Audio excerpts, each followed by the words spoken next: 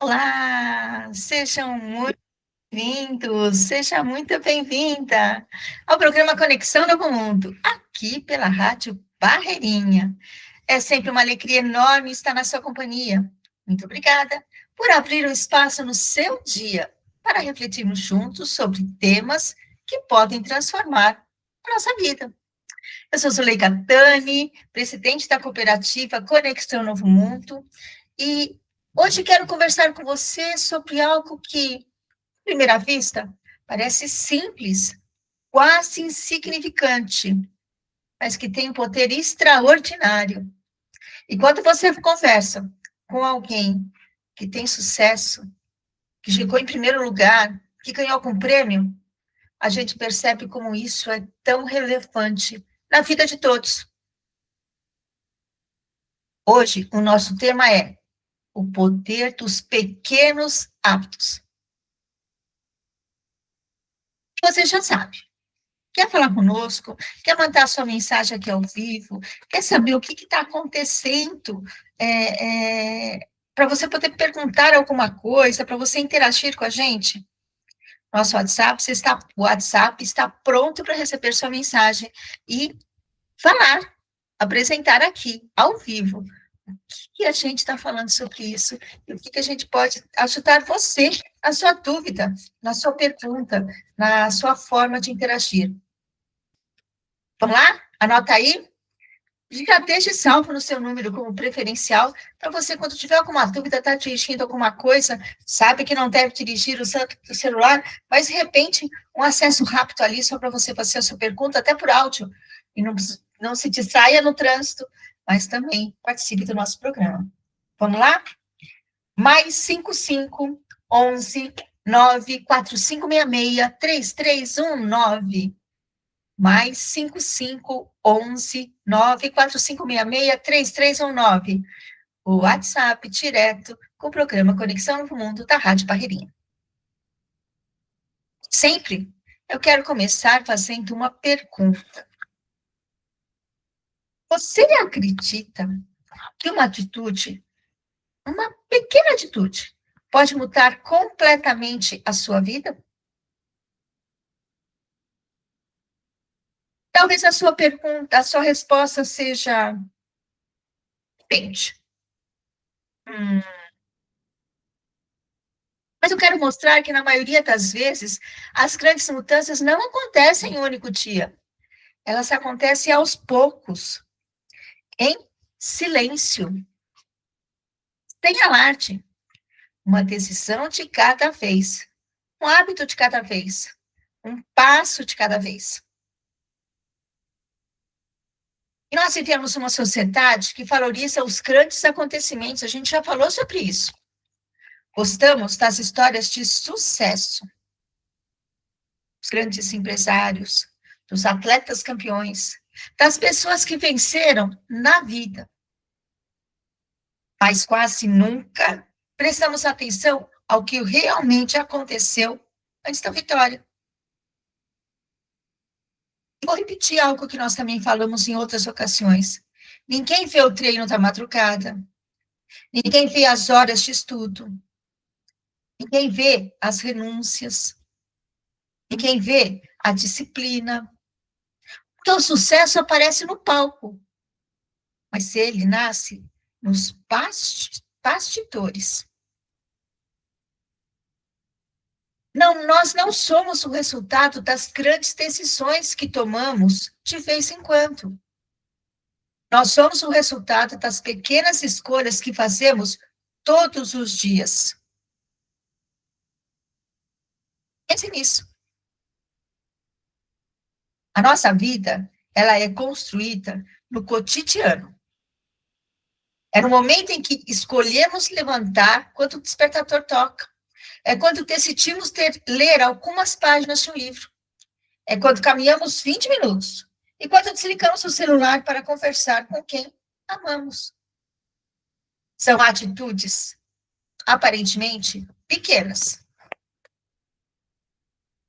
mas que, quando repetidas ao longo do tempo, transformam completamente quem somos. Percebem isso?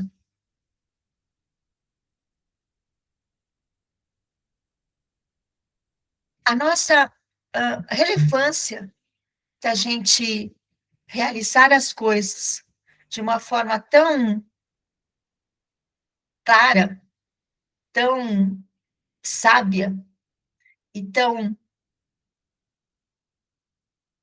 constante, é a gente perceber que essa constância, ela vai vencer a intensidade.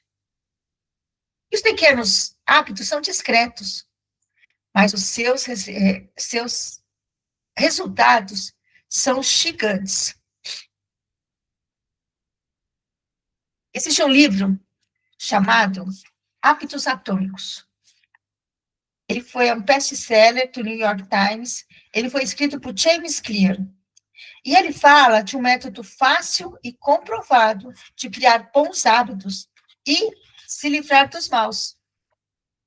Se você ainda não leu esse livro, eu recomendo você ler.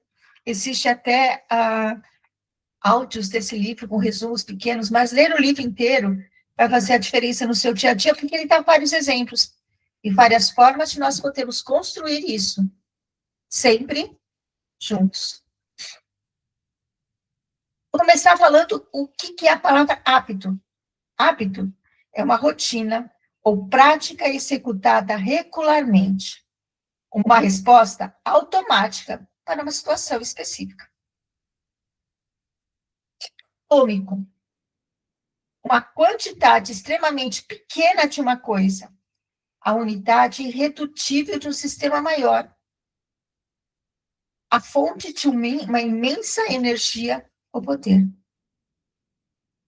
Eu, quando ele faz esse livro, ele une essas duas palavras, para poder mostrar para vocês as coisas pequenas, uma a uma, atômicas, que elas se tornam uma rotina, elas fazem com que seja diferente, com que a gente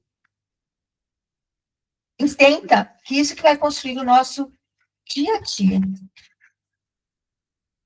Aí, ele conta até a história dele. Eu vou ler um pedaço para vocês entenderem por que ele chegou até onde que ele estava e como tudo isso pode fazer a diferença na sua vida. Vocês já perceberam que eu sempre começo com história. Com histórias minhas de outras pessoas. Por que história?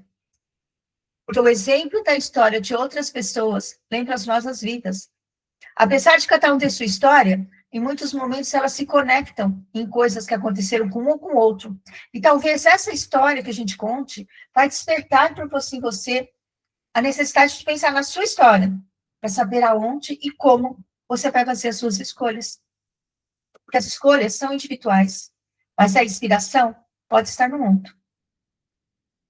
Então, eu estou contando a história do James Clear. No último dia de meu segundo ano do ensino médio, acertaram meu rosto com um taco de beisebol. Quando meu colega fez o movimento para pegar impulso para a atacada, o bastão escorregou de suas mãos e veio voando na minha direção até atingir diretamente entre os olhos. Não tenho lembrança do momento do impacto. O taco estatelou em meu rosto com tanta força que esmagou meu nariz, deixando-o com bizarro formato de U-A. Colisão em contato de um U. A colisão fez com que o tecido mole do meu cérebro chacoalhasse no interior do meu crânio. Imediatamente, uma onda de inchaço surgiu em minha cabeça. Em uma fração de segundo, tive o nariz arrebentado, o nariz quebrado, várias fraturas no crânio e duas órbitas oculares estilhaçadas.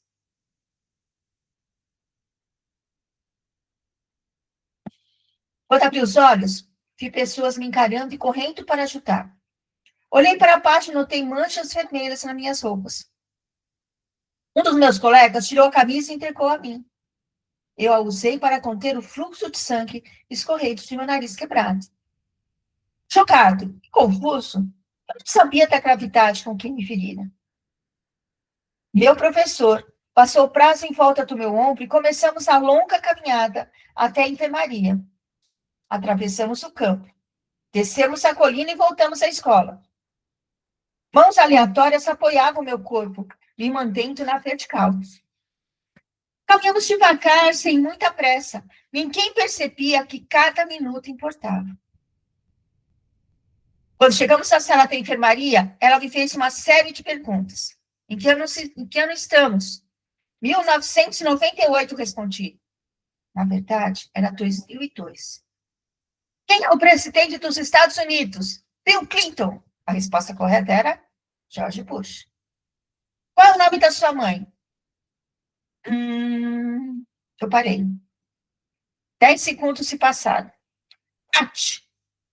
Falei casualmente, ignorando o fato de que tinha levado 10 segundos para lembrar o nome da minha mãe. Essa é a última pergunta de que me lembro. Meu corpo era incapaz de lidar com um rápido inchaço no meu cérebro e eu perdi a consciência antes da chegada da ambulância. Minutos depois, fui transportado para o hospital local. Pouco depois de chegar, meu corpo começou a se desligar. Eu tinha dificuldades com convulsões básicas, como engolir e respirar. Tive a minha primeira convulsão do dia. Então, parei de respirar completamente. Enquanto os médicos corriam para me fornecer oxigênio, também decidiram que o hospital local não estava equipado para lidar com a situação e requisitaram um helicóptero para me transferir para o hospital maior em Cincinnati. Saí da sala de emergência e fui em direção ao heliporto. Do outro lado da rua, a maca sacudia pela calçada esburacada, enquanto uma enfermeira me empurrava e outra pompeava manualmente o oxigênio. Minha mãe, que havia chegado ao hospital alguns momentos antes, subiu no helicóptero ao meu lado. Eu permaneci inconsciente, incapaz de respirar sozinho, enquanto ela segurava minha mão durante o voo. Enquanto minha mãe viajava comigo no helicóptero, meu pai foi para casa ver como estava o meu irmão e minha irmã e dar notícia para eles. Ele sufocou as lágrimas ao explicar para minha irmã que não poderia ir à sua formatura do ensino fundamental naquela noite.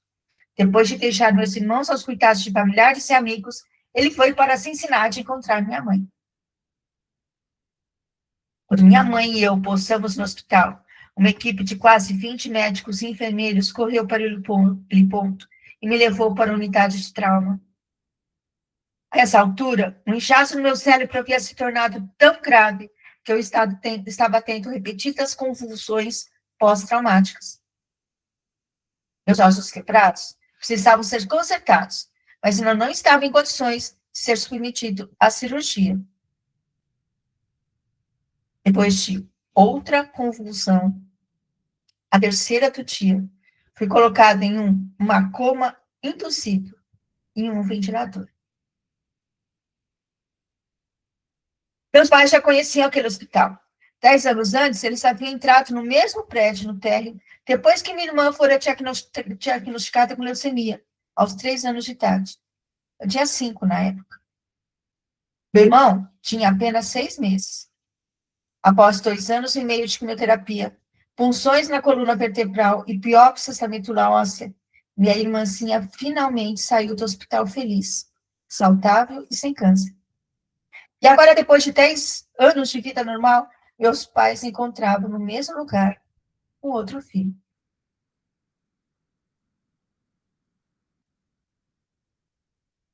Vamos respirar um pouquinho. Olha que história que está sendo contada para nós hoje. Repararam como ela envolve, como ela mostra, a gente lembra da nossa história? Quando eu te contar sobre o James Clear, contando da minha vida, e aqui eu fico pensando, sabe, na minha família teve pessoas que já foram para o hospital, teve casos que também de acidentes que ocorreram, e a gente vai contando, a gente lembra, dá vontade de chorar, lembrando daquilo que a gente já passou.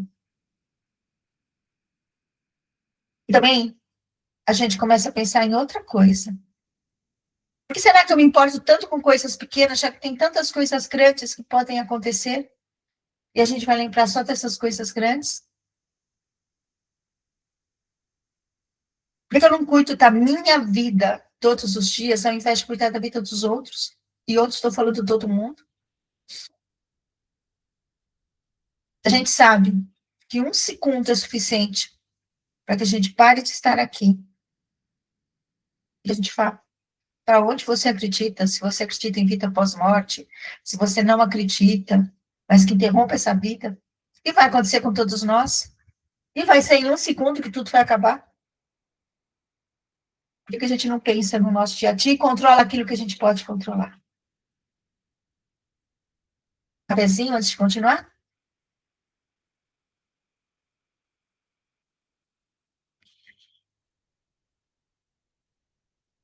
Quem está entrando agora no nosso, nós estamos hoje falando sobre o poder do hábito, hábitos pequenos que podem transformar a nossa vida. E estamos falando, contando a história do James Clear, que ele tem um livro chamado Hábitos Atômicos, e contando a história dele. Ele falou sobre um acidente que ocorreu, ele estava no campo de beisebol, jogando com os amigos, com a escola, e de repente, um colega que ia rebater, escapou da mão dele, e acabou atingindo, meio entre os olhos, na testa. E ele está no hospital, ele chegou no hospital, ele foi para a enfermaria, da enfermaria foi para o hospital local onde ele morava, e daí resolveram ele de helicóptero, levado para outro hospital, outra cidade, que tinha melhores condições de atender. E daí ele conta que 10 anos antes, a irmã dele estava no mesmo hospital, tratando de uma leucemia que deu certo, ela estava saudável novamente, e que os pais estavam no mesmo lugar. Ele está inconsciente. Continuando, falando na voz dele, eu estou lendo literalmente o que ele fez lá dentro desse livro. É o primeiro, logo, o início disso tudo, contando essa história na introdução. Enquanto eu estava em coma, o hospital enviou um padre e um assistente social para consolar meus pais. Foi o mesmo padre que conversava com eles uma década antes, na noite em que descobriram que minha irmã tinha câncer. Conforme o dia se desvanecia na noite, uma série de máquinas me manteve vivo. Meus pais dormiram irrequietos em um colchão hospitalar. Em um momento, eles se saparam de cansaço. E logo depois estavam completamente despertos e preocupados. Minha mãe me disse mais tarde: foi uma das piores noites da minha vida. Golpe de misericórdia, na manhã seguinte, minha respiração melhorou, a ponto de os médicos se sentirem confortáveis em me tirar do coma. Quando finalmente recuperei a consciência, descobri que tinha perdido meu olfato. Um teste. Uma enfermeira me pediu para suar o nariz e cheirar uma caixa de suco de maçã. Meu olfato voltou. Mas, para a surpresa de todos, o ato de assoar o nariz forçou o ar através das fraturas do meu olho e empurrou meu olho esquerdo para fora. E o globo ocular saltou da órbita, mantido precariamente no lugar pela minha pálpebra e pelo nervo óptico que o conectava ao meu cérebro. O oftalmologista disse que meu olho gradualmente voltaria ao lugar à medida que o ar saísse, mas era difícil dizer quanto tempo isso levaria. A cirurgia foi agendada para uma semana depois, o que me permitiria mais tempo para a recuperação. Parecia que eu havia saído do lado perdedor de uma luta de boxe, mas fui liberado para deixar o hospital.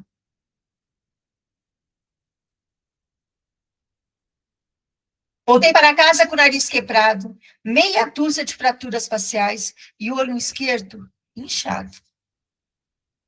Os meses seguintes foram difíceis. Parecia que tudo na minha vida estava em pausa. Tive diplopia por semanas. Literalmente não conseguia ver direito. Demorou mais de um mês, mas meu globo ocular acabou retornando ao devido lugar.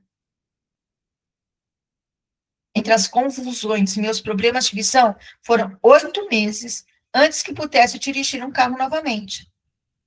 A fisioterapia praticava padrões motores básicos, como andar em linha reta.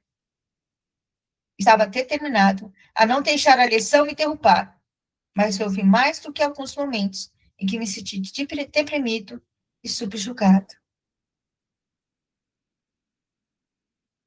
Fiquei dolorosamente ciente do longo caminho que ainda tinha pela frente, quando voltei para o beisebol um ano depois.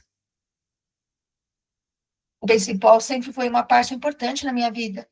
Meu pai havia jogado na liga secundária pelo São Luís Cardinals, e eu também sonhava em jogar profissionalmente. Após meses de reabilitação, o que mais queria era voltar para o campo. Mas meu retorno ao beisebol não foi tranquilo. Quando a temporada chegou, fui o único jogador júnior cortado do time do colégio. Fui rebaixado para jogar com os alunos do segundo ano do time júnior. Eu jogava desde os 4 anos. E para alguém que havia gastado tanto tempo e esforço no esporte, ser cortado era humilhante. Ainda me lembro vividamente do dia em que isso aconteceu. Sentei no meu carro e chorei, enquanto sapeava pelas estações de rádio, procurando desesperadamente por uma música que me fizesse sentir melhor. Depois de um ano de determinação, consegui retornar ao time do colégio como sênior, mas raramente estava em campo. No total, fiquei 11 ciclos de beisebol na liga colegial, principal do ensino médio, pouco mais do que uma única partida. Apesar da minha carreira insonsa no ensino médio, eu ainda acreditava que poderia me tornar um ótimo jogador. E sabia que para que as coisas melhorassem, era eu quem teria que fazer isso acontecer. A reviravolta veio 2 anos depois da lesão, quando comecei a cursar o ensino superior na Tennyson University. Era um recomeço. E seria lá que eu descobriria o surpreendente poder dos pequenos hábitos. E ele começa a contar a vida dele e também falando com um título diferente agora. Como aprendi sobre hábitos. Frequentar a Tennyson University foi uma das melhores decisões da minha vida. Conquistei um bom lugar no time de beisebol, e embora por ser calouro estivesse no final da lista de escalação, fiquei emocionado. Apesar do caos dos meus anos de ensino médio, consegui me tornar um atleta universitário. Eu não seria titular do time de beisebol tão cedo, então me concentrei em colocar minha vida em ordem. Enquanto meus colegas ficavam acordados até tarde e jogavam videogame, eu construía bons hábitos de sono. Ia para a cama cedo, todas as noites. No mundo bagunçado de um dormitório da faculdade, fiz questão de manter meu quarto limpo e arrumado.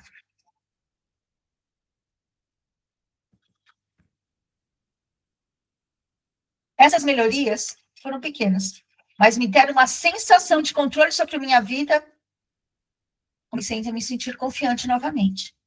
E essa crescente crença em mim, mesmo invadiu a sala de aula, enquanto eu aprimorava meus hábitos de estudo, e consegui obter notas altas durante meu primeiro ano. Um hábito é uma rotina ou comportamento que é realizado regularmente e, em muitos casos, de modo automático. Conforme cada semestre passava, eu acumulava pequenos, mas consistentes hábitos, que acabaram levando a resultados inimagináveis para mim quando comecei. Por exemplo, pela primeira vez em minha vida, criei o hábito de levantar pesos várias vezes por semana. E nos anos que se seguiram, meu corpo de 1,93 passou de franzinos 77 quilos para esquios 90 quilos. Quando meu segundo ano chegou, ganhei um papel de iniciante na equipe de arremesso. No penúltimo ano, fui eleito capitão da equipe. E no fim da temporada, indicado para a equipe de estrelas do ano. Mas somente no último ano, meus hábitos de sono, estudo e treinamento de força realmente começaram a valer a pena. 6 anos depois de eu ter sido atingido no rosto com um taco de beisebol, levado para o hospital e colocado em coma, fui selecionado como o melhor atleta masculino de Tennyson University e nomeado para a ESPN Acadêmica All-America Team. uma honra concedida a apenas 33 jogadores em todo o país. Quando me formei, estava listado nos livros de registro da escola em 8 categorias diferentes. Naquele mesmo ano, recebi a maior honraria acadêmica da universidade, a medalha do reitor. Espero que você me perdoe, se isso soa pretensioso. Para ser honesto, não havia nada de lendário ou histórico em minha carreira atlética. Não cheguei a chocar profissionalmente. No entanto, analisando esses anos em retrospectiva, acredito ter conseguido algo igualmente raro: atingir todo o meu potencial. E acredito que os conceitos desse livro o farão atingir o seu também. Todos nós, vou repetir, todos nós enfrentamos desafios na vida. Essa lição foi um dos meus. E a experiência me ensinou uma lição crucial. Mudanças que parecem pequenas e sem importância, a princípio terem resultados notáveis. Se você estiver disposto a persistir nelas por anos. Todos lidamos com contratempos, mas em longo prazo, a qualidade de nossas vidas depende da qualidade de nossos hábitos. Com os mesmos hábitos, você terá os mesmos resultados. Mas com melhores hábitos, tudo é possível. Talvez existam pessoas que consigam alcançar um sucesso incrível da noite para o dia. Não conheço ninguém assim e certamente não sou uma delas. Não houve um momento decisivo na minha jornada como intucido até o Academical American. Houve muitos. Foi uma evolução gradual. Uma longa série de pequenas vitórias e pequenas descobertas. A única maneira de eu fazer progresso, a única escolha que eu tinha, era dar pequenos passos. Empreguei essa mesma estratégia alguns anos depois, quando comecei meu próprio negócio. E comecei a trabalhar nesse livro.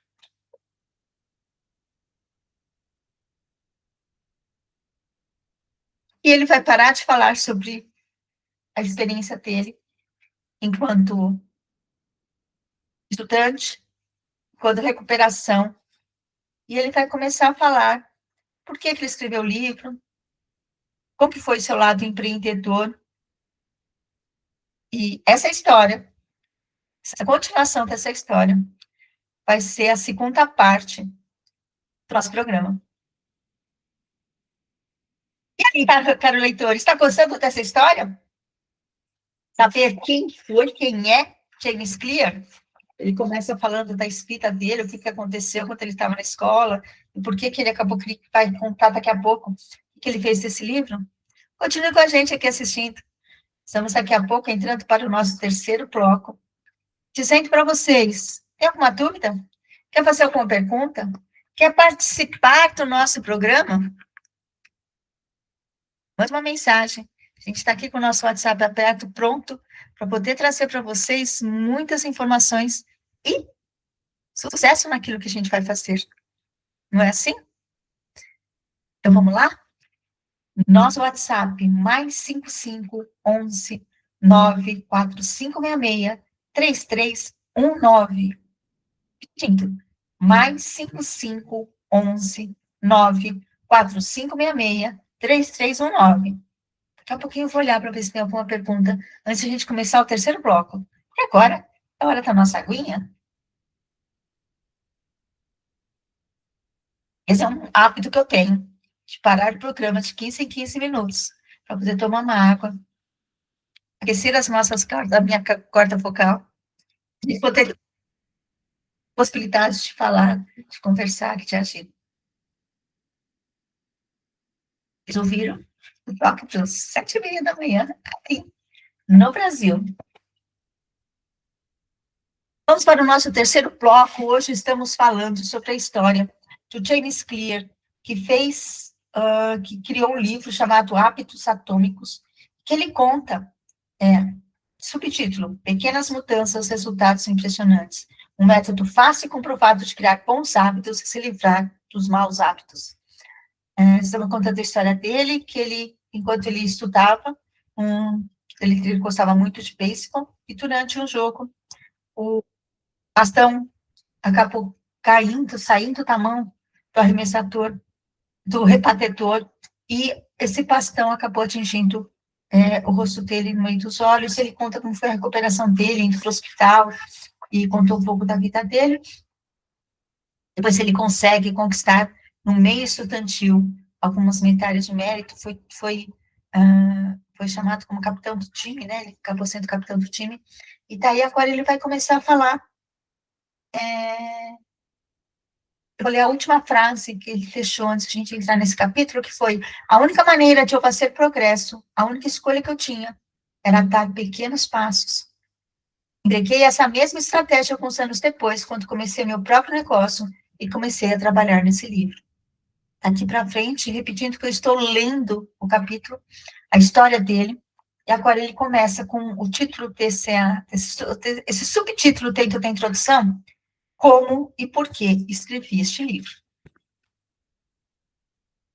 Em novembro de 2012, comecei a publicar artigos no site, tá aí o nome do site da gente, jamesclear.com, que é o nome dele. Durante anos, mantive notas sobre meus experimentos pessoais com hábitos e finalmente estava pronto para compartilhar alguns deles publicamente. Comecei publicando um novo artigo toda segunda e quinta-feira. Em poucos meses, esse simples hábito de escrever levou aos meus primeiros 1.000 assinantes de e-mail. E no final de 2013, esse número havia crescido para mais de 30.000 pessoas. Em 2014, minha lista de e-mail aumentou para mais de 100.000 assinantes, o que fez dela uma das newsletters de maior crescimento da internet. Me sentia um impostor quando comecei a escrever, 2 anos antes. Mas agora, eu estava me tornando conhecido como especialista em hábitos, um novo rótulo que me empolgava, mas também me deixava desconfortável. Nunca havia me considerado um mestre do assunto, mas sim alguém que estava experimentando junto com meus leitores. Em 2015, alcancei 200.000 assinantes de e-mail e assinei um contrato com a Penguin Random House para começar a escrever o livro que você está lendo agora. Como meu público cresceu, o mesmo aconteceu com as minhas oportunidades de negócios. Fui cada vez mais solicitado a palestrar às melhores empresas sobre a ciência da formação de hábitos, mudança de comportamento e melhoria contínua. Eu me vi proferindo palestras em conferências nos Estados Unidos e na Europa. Em 2016, meus artigos começaram a aparecer regularmente em grandes publicações, como Time, Entrepreneur e Forbes. Para meu espanto, o que eu escrevi foi lido por mais de 8 milhões de pessoas naquele ano. Treinadores da NFL, da NBA e da MLB começaram a ler meu trabalho e a compartilhar com suas equipes. No início de 2017, lancei a Reps Academy, que se tornou a principal plataforma de treinamento para organizações e indivíduos interessados em construir melhores hábitos na vida e no trabalho. Empresas da Fortune 500 e startups em crescimento começaram a inscrever seus líderes, treinar sua equipe. No total, mais de 10.000 líderes, gerentes, treinadores e professores se formaram na academia. E meu trabalho com eles ensinou muito sobre o que é necessário para que os hábitos funcionem no mundo real. Ao dar os últimos retoques nesse livro, em 2018, o site recebia milhões de visitantes por mês e quase 500.000 pessoas assinavam a newsletter semanal por e-mail.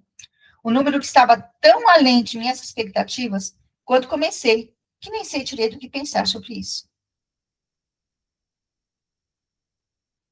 Esse livro o beneficiará, aqui ele está falando diretamente com o leitor que acabou de comprar o livro. Segundo o empresário e investidor Naval Ravikant, para escrever um grande livro, você deve primeiro se tornar o livro. Meu conhecimento sobre as ideias mencionadas aqui nasceu da minha necessidade de vivenciá-las. Tive que contar com pequenos hábitos para recuperar a lição, ficar mais forte no ginásio, ter um alto nível de rendimento em campo. Ser escritor construir um negócio de sucesso e simplesmente me tornar um adulto responsável. Pequenos hábitos me ajudaram a alcançar meu potencial. E considerando que decidiu ler esse livro, acho que você também gostaria de alcançar o seu. As páginas seguintes compartilham um plano passo a passo para construir hábitos melhores. Não por dias ou semanas, mas por toda a vida.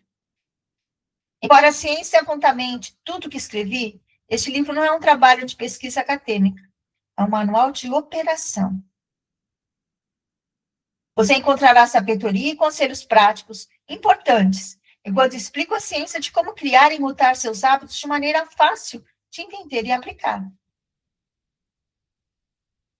As áreas de conhecimento que eu me passeio, biologia, neurociência, filosofia, psicologia e muito mais, existem há muitos anos. O que lhe ofereço é uma síntese das melhores ideias que pessoas inteligentes descobriram há muito tempo, bem como as descobertas mais convincentes recentemente feitas por cientistas. Minha contribuição, espero, é a de encontrar as ideias que mais importam e conectá-las de uma forma altamente prática. Qualquer informação sábia nessas páginas deve ser creditada aos muitos especialistas que me precederam. Qualquer coisa tola, suponha que seja erro meu. A espinha dorsal deste livro é o meu modelo de 4 passos de hábitos: estímulo, desejo, resposta e recompensa. E as 4 leis da mudança de comportamento que evoluem a partir dessas etapas.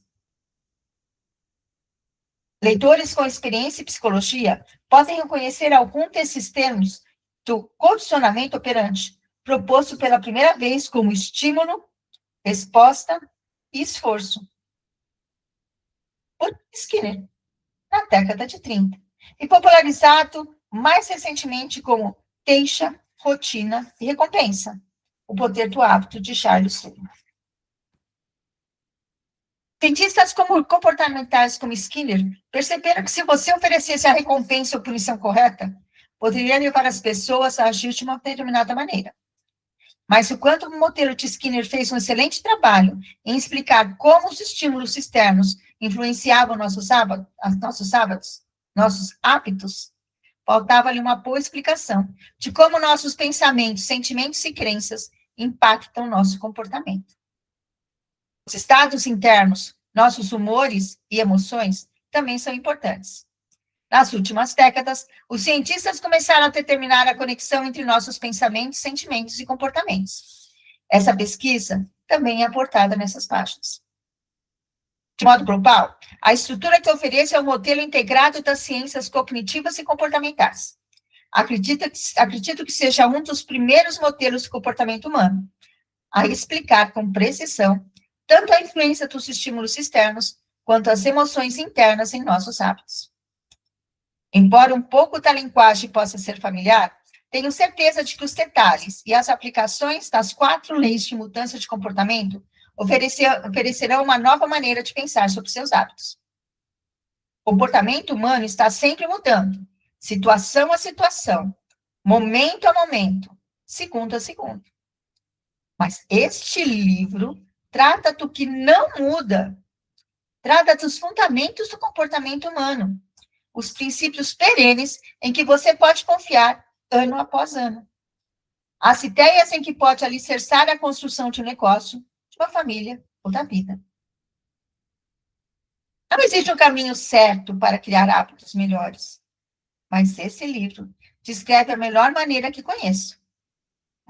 Uma abordagem que será eficaz, independente de onde você começar ou do que você estiver tentando mudar. As estratégias que abordo serão relevantes para qualquer um que esteja procurando por um sistema passo a passo para melhorias. Sejam suas metas centradas em saúde, dinheiro, produtividade, relacionamentos ou todas as opções acima. No que tange a comportamento humano, este será o seu guia. Assim ele termina a introdução dele, antes de ele começar a entrar realmente na parte científica, nessa parte de comportamento, e falando o que a gente pode fazer pelas nossas vidas. O que eu posso dizer desse livro? Nós vamos continuar falando sobre ele ainda, no último bloco, né, no quarto bloco, mas dizer para vocês assim, quantas vezes você deixou de fazer algo porque você não tinha um roteiro e não sabia como? Nós temos tantas influências externas no nosso dia a dia que faz com que a gente tome atitudes que talvez a gente não quisesse fazer. Existem tantas coisas negativas acontecendo que a gente se baseia nelas, esquece se cuidar da gente. Vou dar uma sugestão aqui para vocês. A nossa diretora técnica, Denise Fonseca, está com um desafio de 12 dias, somente 12 dias, para você cuidar de você. E ela está criando hábitos, que eu creio que vai fazer uma diferença naquilo que você pensa, na forma como você age, e que pode, sim, modificar aquilo que você faz. Já começar com hábitos pequenos e hábitos simples, muito simples, para que você estabeleça uma ligação, um elo, uma forma de pensar dentro daquilo que você acredita, dentro daquilo que você é, dentro daquilo que você nasceu para viver, dentro daquilo que não tem como a gente falar que não vai acontecer nada de diferente. A gente sabe que nós vamos ter os nossos desafios diários, mas eu vou deixar aqui o Instagram dela. Quem sabe você, caro ouvinte, entra lá e descobre alguma coisa muito mais diferente de tudo isso. Vamos lá? @ Denise Fonseca Coach. Denise Fonseca, COACH. Entra lá. Veja o que ela está falando essa semana, desses 12 dias que nós vamos ter. Vai fazer uma diferença incrível para você. E chegou a hora do quê? Da nossa aguinha. Vamos lá? Vamos tomar um pouco de água para a gente ativar as nossas cordas vocais?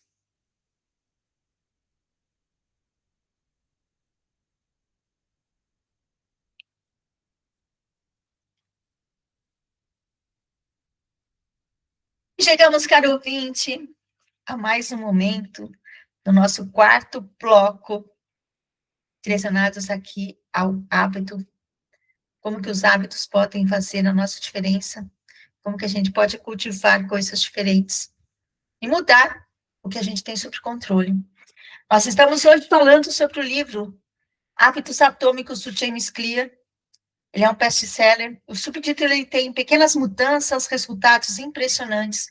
Um método fácil e comprovado de criar bons hábitos e se livrar dos maus. Ele conta a história dele, de um acidente que ele sofreu durante um jogo de beisebol com os amigos, com a escola, como ele se recuperou, como que ele criou a empresa dele milionária, e tudo no que ele acredita, se envolvendo o poder do hábito. É disso que nós estamos falando. Contamos a história da vida dele, falamos sobre o empreendedorismo, e agora ele começa a falar sobre o surpreendente poder dos hábitos atômicos. Eu acredito que vale a pena a gente conhecer aqui e identificar. Eu estou lendo o livro dele, claro que não vou ler o livro inteiro, é um livro que tem 302 páginas, considerando o índice, né, e algumas formas que ele está, como aplicar esses hábitos com filhos, com empresas, com você mesmo, enfim, ele vai dando o caminho. Nós estamos iniciando o livro e contando, lendo realmente o que ele escreveu. Então, o título, o surpreendente desse capítulo, o surpreendente poder dos hábitos atômicos. O destino do ciclismo britânico mudou em um dia de 2003. A organização responsável pela regulamentação do ciclismo profissional na Grã-Bretanha contrataram recentemente Dave Brailsford como seu novo diretor de performance. Na época, ciclistas profissionais da Grã-Bretanha haviam suportado quase 100 anos de mediocritate. Desde 1908, os ciclistas britânicos conquistaram apenas uma medalha de ouro nos Jogos Olímpicos e saíram ainda pior na maior corrida do ciclismo, Tour de France. Em 110 anos, nenhum ciclista britânico havia vencido o evento. Na verdade, o desempenho dos ciclistas britânicos era tão decepcionante que um dos principais fabricantes da Europa se recusou a vender bicicletas para a equipe, porque temia que isso prejudicasse as vendas se outros profissionais vissem os britânicos usando os seus equipamentos. Brian Sport havia sido contratado para mudar o rumo do ciclismo britânico. O que o diferenciava dos treinadores anteriores era seu compromisso inabalável com uma estratégia que chamava de agregação de ganhos marginais, que era a filosofia de procurar por uma pequena margem de melhoria em tudo que faz. Segundo Brailsford, todo o princípio surgiu da ideia de que se você dividir todas as ações que conseguir pensar como integrante de atividade de andar de bicicleta, e em seguida melhorar em 1%, em cada uma delas teria um aumento significativo ao colocar em todas em ação.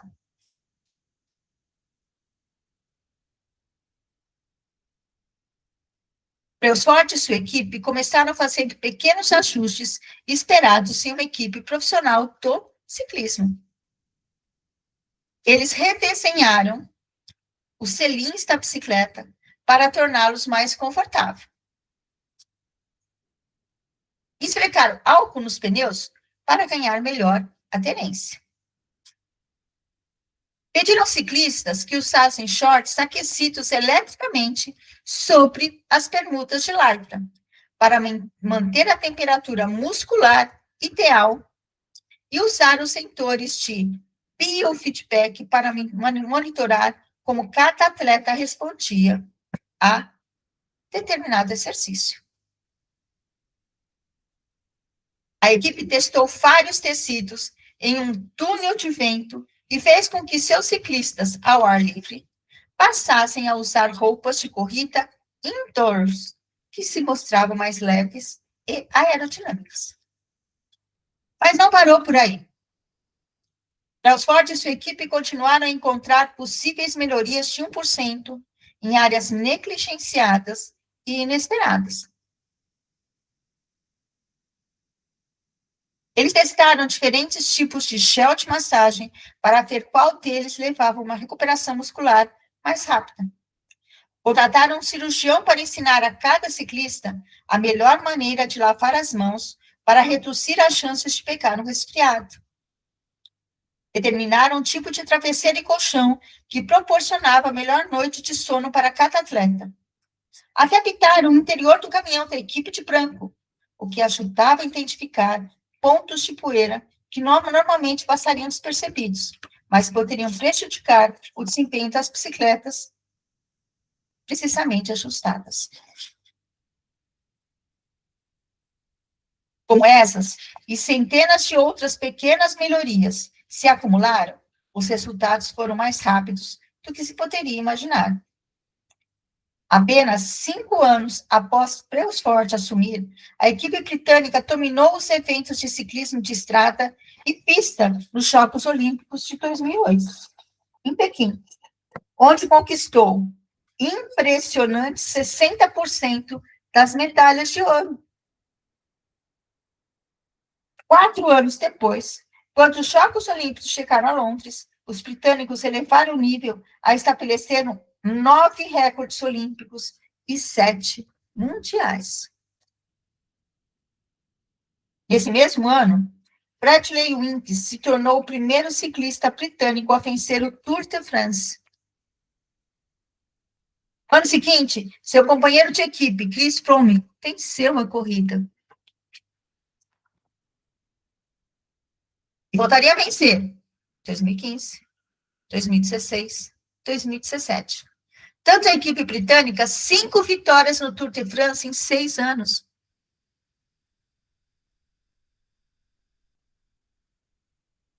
Durante o período de 10 anos, de 2007 a 2017, os ciclistas britânicos conquistaram 178 campeonatos mundiais e 66 medalhas de ouro olímpicas ou paralímpicas. E conquistaram 5 vitórias do Tour de France, que é considerada a corrida mais bem-sucedida na história do ciclismo. Como isso aconteceu? Como atletas comuns se transformaram em campeões mundiais com pequenas mudanças que, à primeira vista, parecem fazer uma diferença modesta, na melhor das hipóteses? Porque pequenas melhorias se acumularam em resultados tão notáveis. E como você pode replicar essa portagem em sua própria vida?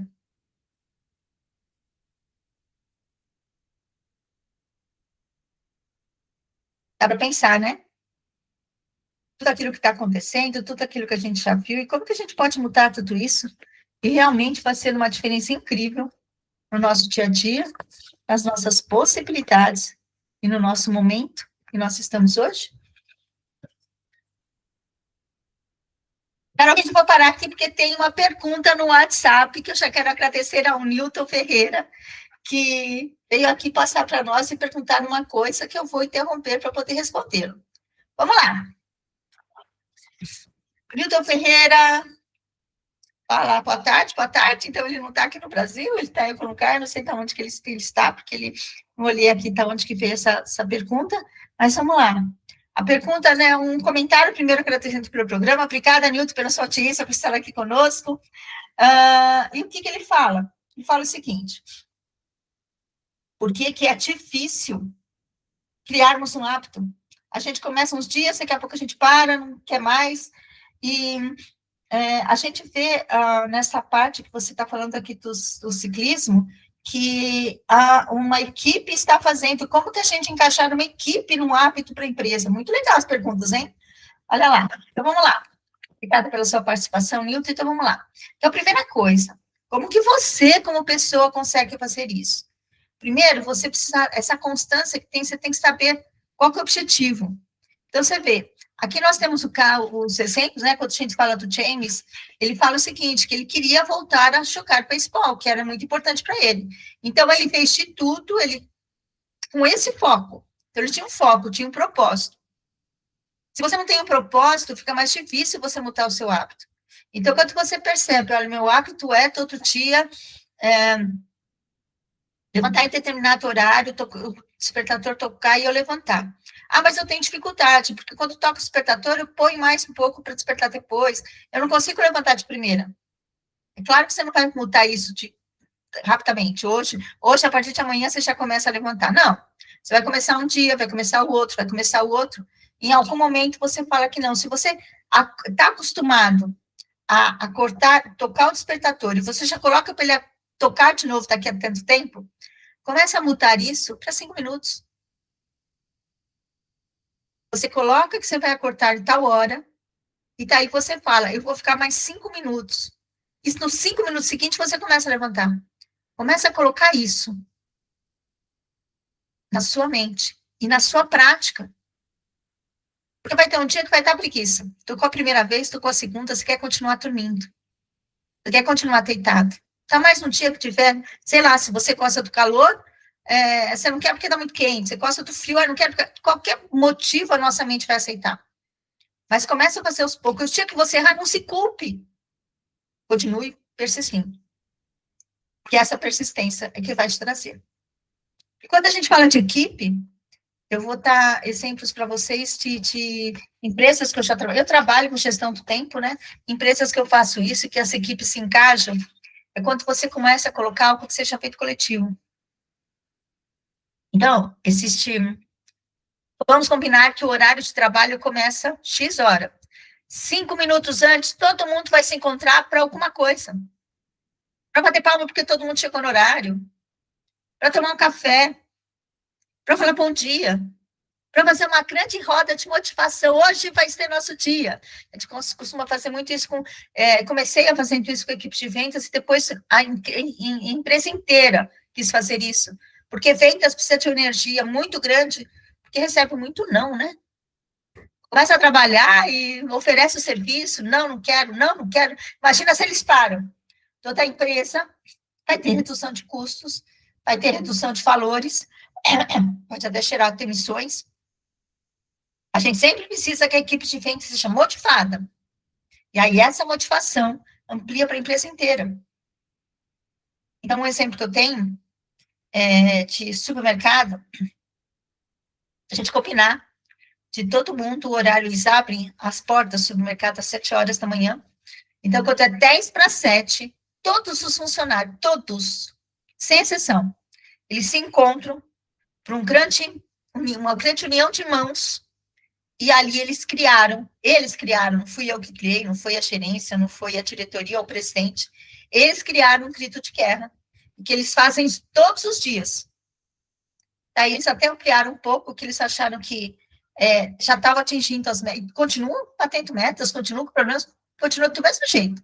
Mas a motivação dele, o hábito, eles entenderam, que é o dia a dia que faz. E eles até criaram frases diferenciadas para aquele dia que não foi muito bom as vendas do outro dia, como que é feito, aqueles que já têm faturamento, eles têm diariamente. Fecha-se a contagem, eles estipularam todos os dias, até as 3 horas da tarde no supermercado, fecha-se aquela contagem do que foi feito. E tá aí. Essas 15 horas.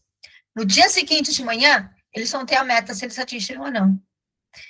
Quando isso foi feito tudo com o departamento de recursos humanos, com o departamento financeiro, com o departamento de compras, de logística, de entrega, tudo integrado. Qual é a nossa meta? É tanto. Eles estipularam. E quando eles verificaram isso, e mesmo os funcionários que estão entrando, no dia seguinte eles sabem se eles atingiram a meta ou não. Se eles atingiram, eles têm um grito de guerra. Se ficou a mais, é outro grito de guerra. E se eles tiverem a menos, é outro grito de guerra. Frases que os próprios funcionários construíram para poder trazer o hábito para dentro da empresa. E estão aí, no supermercado, que cresceu muito, e que estava sendo a diferença. Eu comecei com eles em 2023, estou com eles até hoje, tem 3 anos, e eles cada vez conseguem se recuperar. Todo dia é bom? Claro que não. É disso que a gente está falando. Hábitos não é todo dia ser feliz, não é todo dia atingir as metas.